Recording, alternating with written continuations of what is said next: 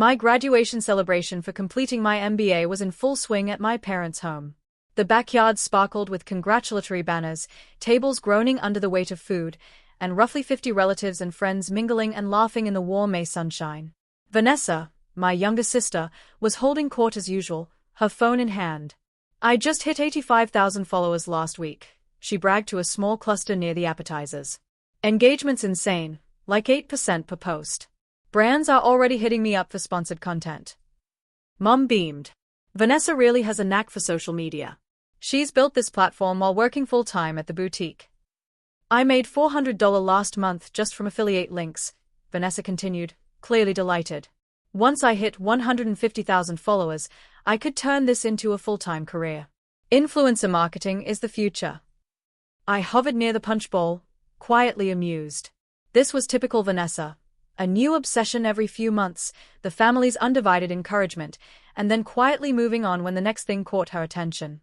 "And what about you, Isabel?" Pei asked. "Now that your MBA is finished, what's next?" Before I could answer, Dad cut in from across the patio. "Isabel's still exploring. She's been writing, but publishing is tough. We want her to secure a steady job first. Writing is just a hobby right now." Mom added, "Her MBA opens doors in consulting or corporate strategy." I had heard variations of this for 3 years. While finishing my degree, I had been quietly working on a book series about business strategy and behavioral economics. My family knew I was writing something, but they dismissed it as a hobby. They had no idea I'd signed a 3-book deal with a major publisher 6 months ago, with a $1.4 million advance. Then Uncle Dave arrived. He'd flown in from New York, where he worked as a literary agent. Dad's younger brother had always been the creative one in the family, the one who chose books over business. Over the years, we had bonded over writing and reading. He navigated through the crowd, hugged me warmly, and paused at the cake table. "This looks incredible," he said, admiring the graduation cake. Then, smiling at me, he dropped the bomb. "And congratulations on your $1.4 million book advance, Isabel. When Summit Press made the offer, I was thrilled for you." The backyard froze. Vanessa stopped mid-sentence about Instagram. My parents' jaws slackened. Even the kids playing nearby paused. "Book advance?" Mom whispered, her voice sharp. "Yes," Uncle Dave confirmed. I introduced her to the agent. The deal closed in January. He continued, oblivious to the stunned silence. 3 books over 5 years. The first manuscript is already complete. Strong negotiating position. Your agent did excellent work. The first book is in final edits, I said. Publishing in September. Dad's face was pale. Isabel, what book deal? Uncle Dave finally noticed everyone's expressions. Wait, you didn't know about the Summit Press contract? We hadn't gone into details, I said calmly. Mom's voice rose. What is the Summit Press contract? I explained. 6 months ago, I signed a 3-book deal with Summit Press, business strategy books based on my MBA research. Total advance, $1.4 million over the term. The crowd was silent. Vanessa was the first to react, disbelief written all over her face. No way. You've been writing in your spare time. Nobody makes $1.4 million from books, especially 3 books. I corrected her. Many business authors do, especially multi-book deals with proven content. You don't need Instagram followers, you need research and expertise. Uncle Dave nodded. She's been working on this for 3 years. Your parents didn't know it sold. They had assumed I was dreaming or that publishing was too competitive. But over 2 years I had crafted the manuscript, spent 6 months refining proposals with Uncle Dave, and 3 months with my agent pitching it to publishers. Summit's offer topped $1.4 million. 2 others bid over $1 million. Dad sank into a chair. $1.4 million. For business books? The first is the behavioral economics of organizational change. Yes, I confirmed. It combines academic research with case studies from companies showing how to implement change management using behavioral science principles. Uncle Dave added, I read it. Brilliant work. Academic rigor meets practical application. Summit expects strong corporate sales. Mom's hands trembled. When you said you had an agent, we thought. I wasn't delusional. I just stopped sharing details when you discouraged me. Vanessa's face turned red. I bragged about $400 from Instagram. You've already made $266,000 from a book not even published. Yes, I said calmly, after commissions and taxes. Investments are $180,000 in index funds, $60,000 liquid. When all payments arrive over 5 years, total received will be about $950,000. The party had shifted from celebration to shock and awe. After commissions and taxes, assuming all 3 books are delivered on schedule, Uncle Dave shifted uneasily, clearly uncomfortable with the scene unfolding. "I'm sorry, Isabel," he said. "I honestly thought your family knew. When you asked me to connect you with agents 3 years ago, I assumed you'd kept them updated along the way." "I tried," I said, "but they didn't seem interested." The graduation party had ground to a halt. My MBA celebration had been eclipsed by the shock of my book deal. Guests whispered, eyes wide, trying to process what they'd just learned. Aunt Marie finally asked, "So what's your book about, Isabel?" For the first time all day, someone was genuinely curious about my work. It explores why organizational change initiatives fail, roughly 70% do, and offers practical frameworks rooted in behavioral economics to improve success rates. I dive into concepts like loss aversion, status quo bias, and social proof, and how these psychological factors affect employee behavior during change. "That's impressively detailed," Aunt Marie said.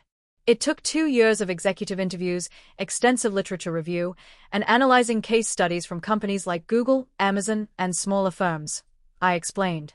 The research was the hardest part. Uncle Dave nodded approvingly. The manuscript is 320 pages of dense, rigorously researched content. It will likely become required reading in business schools and corporate training programs. Vanessa stayed quiet for a long beat before asking softly, "So when you said you were too busy to help me with my blog strategy last year?" "I was on manuscript deadlines," I said. "I was writing 2,000 words a day while juggling MBA classes, revisions with my agent, and preparing the book proposal. There simply wasn't time to coach Instagram engagement." "But you never said the book would make you a millionaire," Vanessa said. "I did mention I was writing a book. You told me that blogging and social media were where the opportunities were. I let you focus on your path while I focused on mine." Dad, analyzing, asked, "What happens after you receive all the advance payments?" "If the book performs well, royalties will begin. Business books sell steadily to corporate clients and educational programs over years. The second book is on decision-making and uncertainty. The third covers organizational culture and performance metrics. Both are outlined, and I'll write them over the next 4 years to fulfill the contract." Mom wiped away tears. "So, you'll be a published author in September?" "Yes." Summit Press has an extensive marketing plan, speaking engagements, podcasts, conference presentations. They are positioning me as a thought leader in organizational change. Uncle Dave added, "The publisher is investing in Isabel's long-term career, not just the 3 books." Vanessa's voice was quiet, edged with envy. "So, do you even need a job now?" "I'll still work eventually," I said. "Writing 3 books over 5 years is essentially a full-time job. The advance gives me flexibility most people don't have." She muttered bitterly, "Must be nice." I met her gaze. 3 years of 60-hour weeks, early mornings, and weekends while you were posting stories. I chose delayed gratification over instant validation. Different choices, different outcomes. Dad spoke softly. I said writing books wasn't viable. "You were wrong," I said. "I was," he admitted. "I'm sorry." The party slowly resumed, but the energy had shifted. Guests who had come to celebrate my MBA were now processing the reality of my success. As the afternoon waned and people left, family members asked questions. Aunt Marie wanted details about publishing, Cousin Tom about behavioral economics, even Vanessa's friends about literary agents. Mom pulled me aside. "Can we talk?" "Really talk?" "About the book? About my work?" "About everything we missed." "Yes," she whispered. I explained, "The book distills everything I learned in my MBA into actionable frameworks companies can actually implement. That's why publishers invested in it. They saw real value." "Can I read it now?" she asked. I emailed her the final manuscript. It's 320 pages, dense, but worth reading. Dad joined us. "Isabel, I owe you a true apology.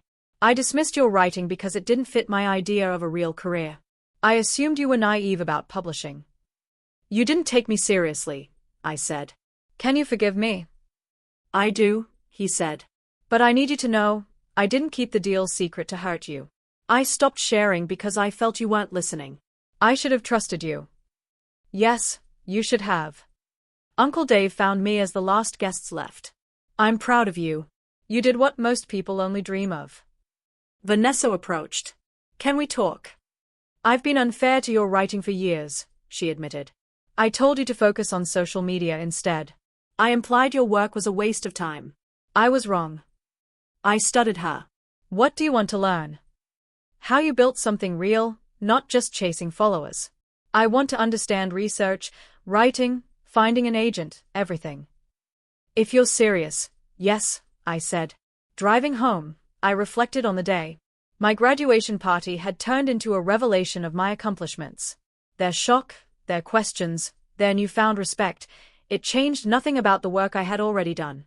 The contract was signed. The first book was edited. The advance invested. My success existed independently of their recognition. By the time I pulled into my apartment, the same one I'd lived in through business school, the first book's page proofs awaited me, podcast interviews were scheduled, and book 2 was being outlined. My career was launched, built on discipline and purpose, validated by hard work, not applause. Later that night, Mom texted, I started reading your manuscript. Page 40. Isabel, this is brilliant. I'm sorry we didn't see it. I replied, keep reading, the book will speak for itself.